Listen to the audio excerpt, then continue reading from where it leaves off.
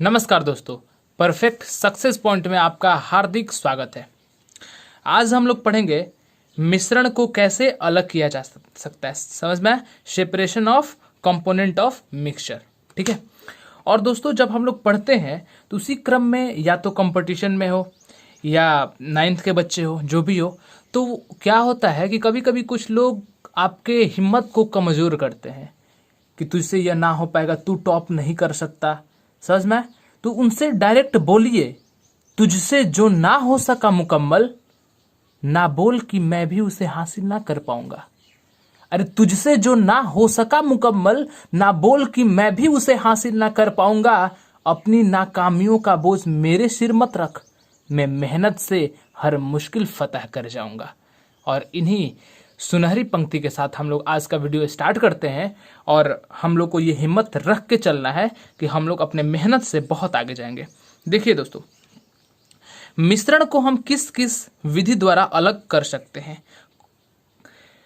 पहला, हाथ से चुनकर, हैंड पिकिंग। समझ में? इंग्लिश लिख दिया है इंग्लिश वाले बच्चों के लिए, वो इंग्लिश पढ़ते रहेंगे, आपने समझ जाएंगे। समझ में? हाथ से चुनकर, कोई कोई मिश्रण हाथ से चुनकर अलग हो जाता है। जैसे चावल में जो उपस्थित पत्थर के टुकड़े हैं उसे आप हाथ से चुनकर अलग कर सकते हैं। तो इस प्रकार के मिश्रण को हाथ से चुनकर अलग किया जा सकता है। एक विधि यह हो गई। अगला देखते हैं, चलनी से चालकर। आप जानते हैं, अच्छे से देखें, चालनी से चालकर। जैसे गेहूं के जो आटा है उसमें से चोकर निकालना रहता है अगर, तो इस प्रकार की अशुद्धि को चलनी से चालकर किया जा सकता है। समझ में?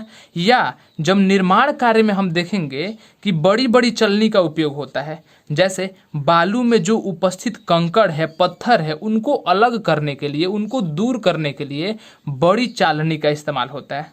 आप देखे होंगे घर बनाते समय। और उस बड़ी चालनी में जब हम लोग बालू फेंकते हैं तो बालू अलग हो जाता है और कंकड़ इधर रह जाता है। तो चलनी से चालकर भी मिश्रण को अलग किया जा सकता है। अगला, थिराना, सेडिमेंटेशन जिसे बोलते हैं। समझ में? अब सेडिमेंटेशन में क्या होता है कि सेडिमेंटेशन में वैसे द्रव और ठोस पदार्थ जब मिला रहता है तो वैसे ठोस को अलग करते हैं, वैसे द्रव को अलग करते हैं। इन दोनों में से क्या होता है कि जब द्रव और अविलेय ठोस का मिश्रण हो, मतलब वैसा ठोस जो इसमें घुल ना सके। जैसे मान लीजिए पानी में बालू मिला दिया जाए, बालू घुलेगा नहीं, आके नीचे बैठ जाएगा। यानी कि जो नीचे बैठ जाता है उसे तलछट कहते हैं। समझ में आ गया? और ऐसे मिश्रण को हम लोग सेडिमेंटेशन या थिराना हिंदी में बोलते हैं, इस विधि द्वारा अलग करते हैं। समझ में आ गया? क्या करते हैं कि द्रव को दूसरे बर्तन में निथार लिया जाता है, डिकेंट जिसे इंग्लिश में बोलते हैं। दूसरे बर्तन में हम लोग निथार लेते हैं, या दूसरे ऐसे कर सकते हैं, कह सकते हैं भोजपुरी में कि दूसरे बर्तन में हम इसको अच्छे से रख लेते हैं। समझ में? यह प्रक्रिया निथारना कहलाती है, डिकेंटेशन।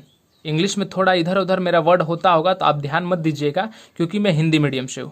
समझ में? आप हिंदी पर अच्छे से फोकस कीजिए। और इंग्लिश वाले बच्चों के लिए मैं लिख दिया हूँ ताकि मैं अगर गलत भी बोलूँ, प्रोनाउंसिएशन अगर गलत भी करूँ, तो आप पढ़कर अच्छे से समझ सके।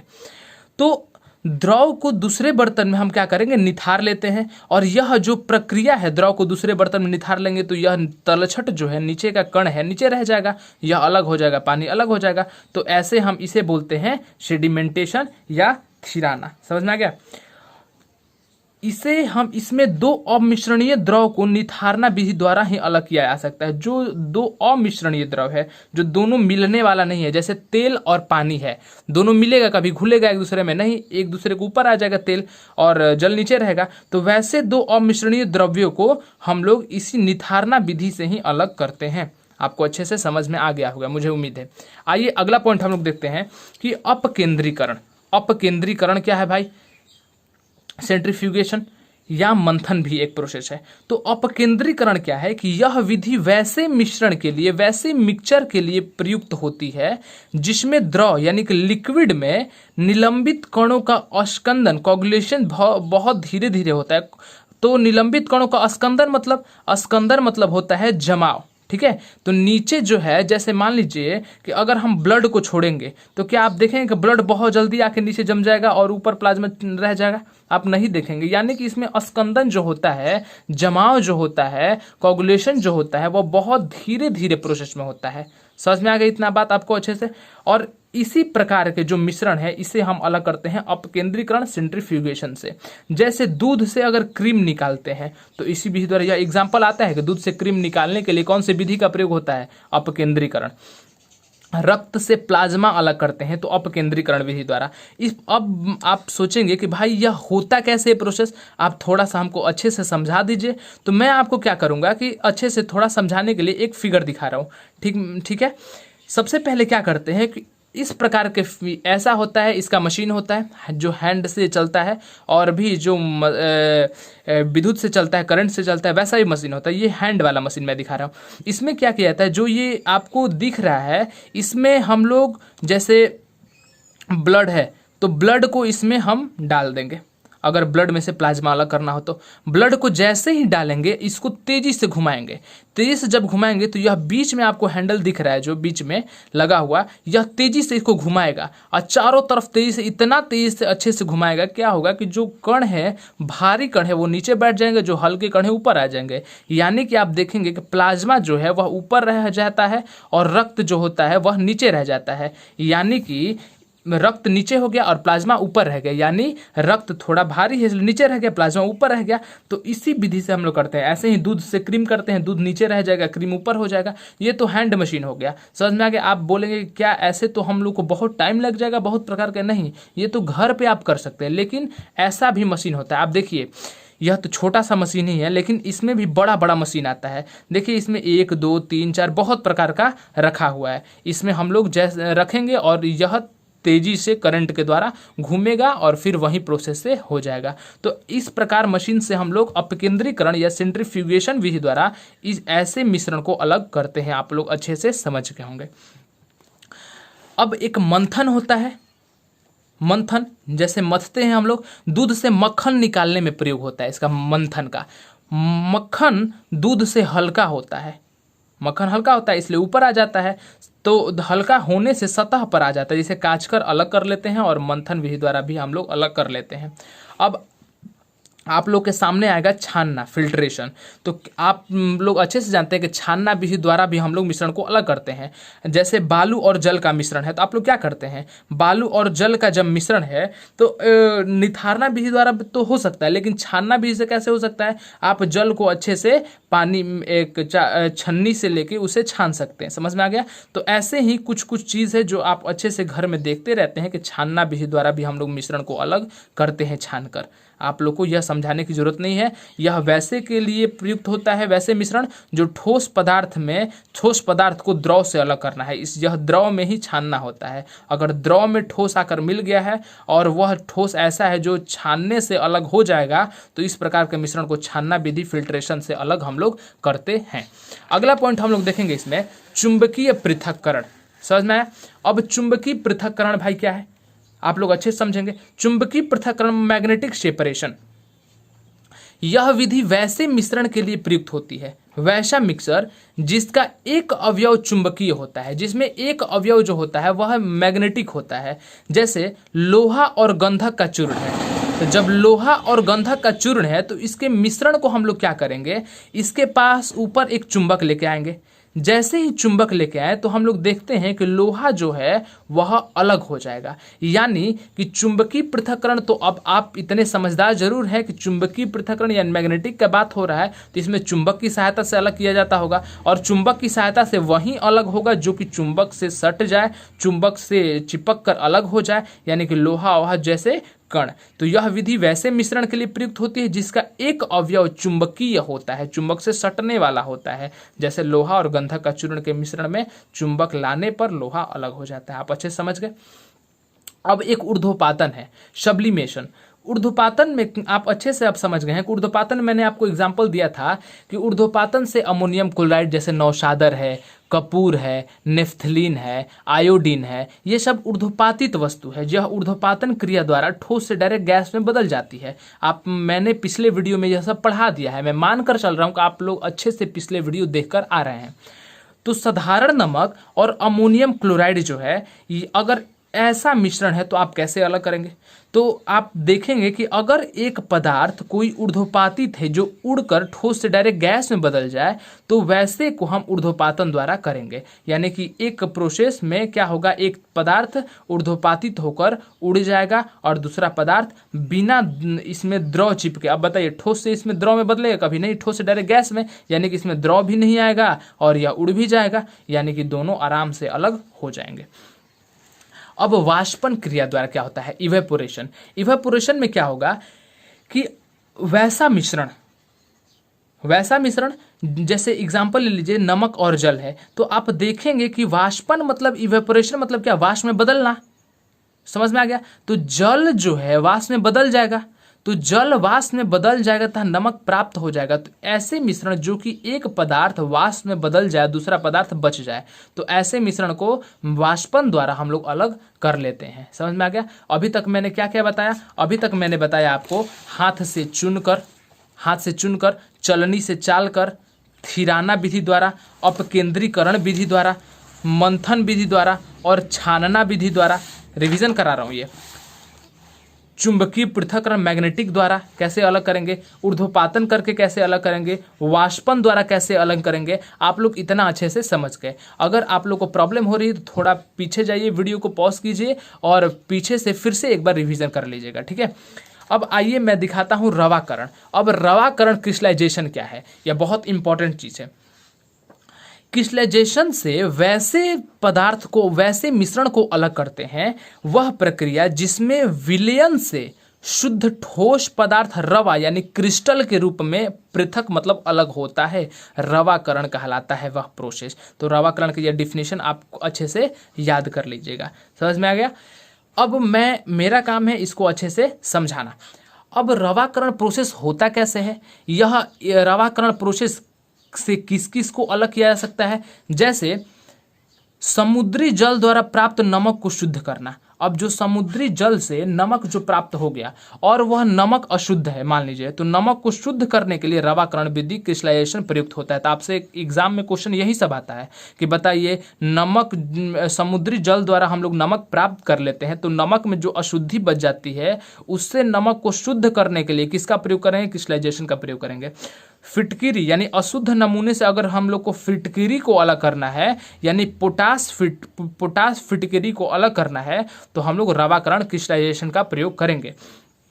कॉपर सल्फेट को अगर अच्छे से उसका क्रिस्टलीकरण करना है तो इसी विधि द्वारा हम लोग करते हैं। अब आपके मन में आएगा कि यह प्रोसेस होता कैसे है, तो मैं थोड़ा सा हिंट आपको अच्छे से दे दूं, क्योंकि एग्जाम में क्वेश्चन ये नहीं आता है कैसे होता है, क्वेश्चन ये आता है कि यह जैसे नमक को शुद्ध करने में कौन सा प्रयुक्त होगा? क्रिस्टलाइजेशन का। तो एग्जाम्पल देगा और आपसे पूछेगा, समझ में आ गया?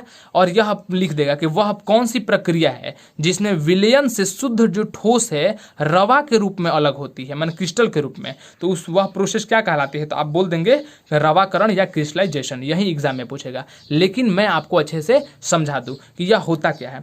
यह होता है जैसे हम लोग क्या करेंगे कि एक जल लेंगे, देखिए एक बीकर में जल लेंगे, देखिए हम लोग जल लेते हैं और जल में क्या करेंगे? कॉपर सल्फेट हम लोग इसमें मिलाएंगे। कॉपर, मान लीजिए कॉपर सल्फेट को अलग करना है, कॉपर सल्फेट का पहला एग्जांपल मैं ले रहा हूं, ऐसे ही सभी को अलग करेंगे। एक एग्जांपल अच्छे से समझा दो। मान लीजिए कॉपर सल्फेट, एक जल लिए और जल को यहां आग लगा दिए हैं और जल में कॉपर सल्फेट लगा के इसको हिलाएंगे, अच्छे से मिलाएंगे कॉपर सल्फेट को, और जब तक घुलेगा नहीं मिलाते रहेंगे इसमें। और इसमें थोड़ा सा H2SO4 यानी कि ये अम्ल मिला देंगे, समझ में आ गया? सल्फ्यूरिक अम्ल।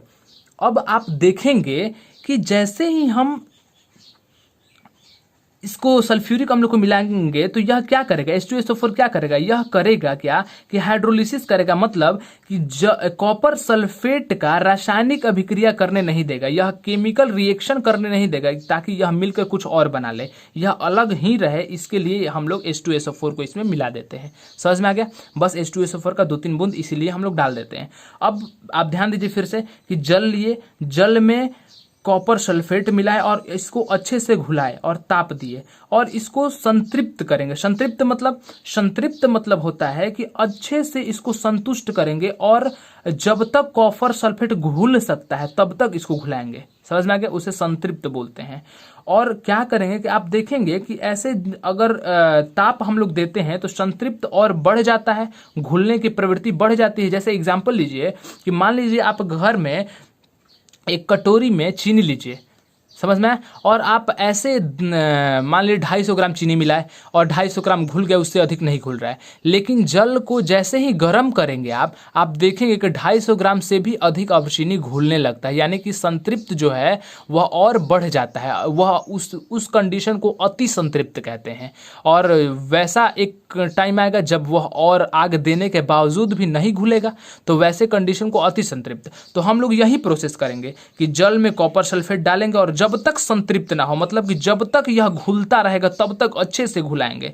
जब घुलने की प्रवृत्ति कम हो जाएगी तो छोड़ देंगे। और जल हम लोग बहुत कम लेंगे ताकि यह अधिक से अधिक घुले और यह गाढ़ा हो जाए। देखिए यह गाढ़ा पूरा अच्छे से हो जाए, इसलिए हम लोग जल को कम लेंगे। और जल वाष्पित होता रहेगा।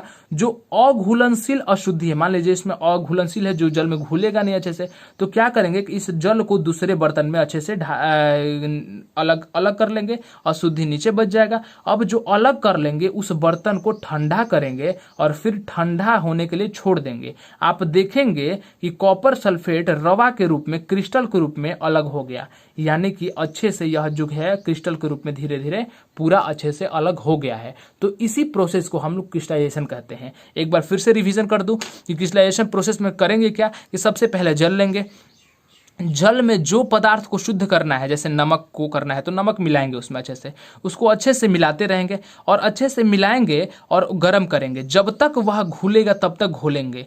पानी बहुत कम लेंगे ताकि यह अच्छे से गाढ़ा हो जाए। और गाढ़ा जैसे ही यह पूरा हो जाएगा, अब देखेंगे कि पूरा गाढ़ा हो गया और पूरा का पूरा संतृप्त हो गया है, तो क्या करेंगे, इसको अब छोड़ देंगे, गर्म नहीं करेंगे। अब इसको ठंडा होने के लिए छोड़ देंगे और ठंडा होने के लिए जब छोड़ देंगे तो क्या होगा, यह क्रिस्टल के रूप में प्राप्त हमें हो जाएगा। तो इन्हीं प्रोसेस के द्वारा हम लोग क्रिस्टलाइजेशन करते हैं। समझ में आ गया? तो आज हम लोगों ने इतना देखा, फिर कल हम लोग अच्छे से इसके आगे के मिश्रण को और किस विधि से, कुछ और विधि अभी रह गया है वह कल के वीडियो में मैं कंप्लीट करवाऊंगा अच्छे से। उम्मीद है दोस्तों आप लोग को समझ में आया होगा। मैं कुछ भी एडिट नहीं करवाता हूँ, समझ में? जो मैं बोलता हूँ यहाँ पे बोलता हूँ और अपलोड करता हूँ। इसलिए अगर मेरे वीडियो में कुछ पॉइंट अगर मुंह से गलती निकल जाए, कभी कुछ हो जाए, तो आप ये मत मानिएगा कि ये गलत पढ़ा रहा है, क्योंकि मैं उसी टाइम सुधार भी करता हूँ। मैं कोशिश करता हूँ कि लड़कों को अच्छे से समझ में आ जाए। समझदार जो बच्चे हैं मेरे बात को अच्छे से समझेंगे और बहुत अच्छे से मेरी थोड़ी थोड़ी जो अगर कभी बीच में गलती होती भी होगी, अगर होती होगी जो मुझे पता नहीं चलती है, अगर होती भी होगी तो उसे क्षमा करेंगे और आगे वीडियो निरंतर देखेंगे। मेरे जो अच्छाई है, मेरी पढ़ाने का जो नया कॉन्सेप्ट है वो पसंद करेंगे और ऐसे ही मुझे बहुत आगे बढ़ाएंगे। धन्यवाद दोस्तों, आपने इतना सुनहरा मौका दिया मुझे, इतना सुनहरा टाइम दिया, उसके लिए बहुत बहुत धन्यवाद। फिर कल प्रेजेंट होंगे आपके सामने और हम लोग रोज केमिस्ट्री का वीडियो जो है 11 बजे दिन में 11 से 12 के बीच में अपलोड कर दिया करेंगे। और हाँ दोस्तों, मैं 8th क्लास का हिस्ट्री लेके चल रहा हूँ और 8th क्लास का हिस्ट्री NCERT का बहुत डिटेल से पढ़ेंगे हम लोग, बहुत अच्छे से पढ़ रहे हैं। वो रोज़ सुबह 6 और 7 के बीच में अपलोड हो जाया करेगी। आप लोग बहुत बहुत उसे भी प्यार दें और वीडियो देखने के लिए आपका बहुत बहुत धन्यवाद।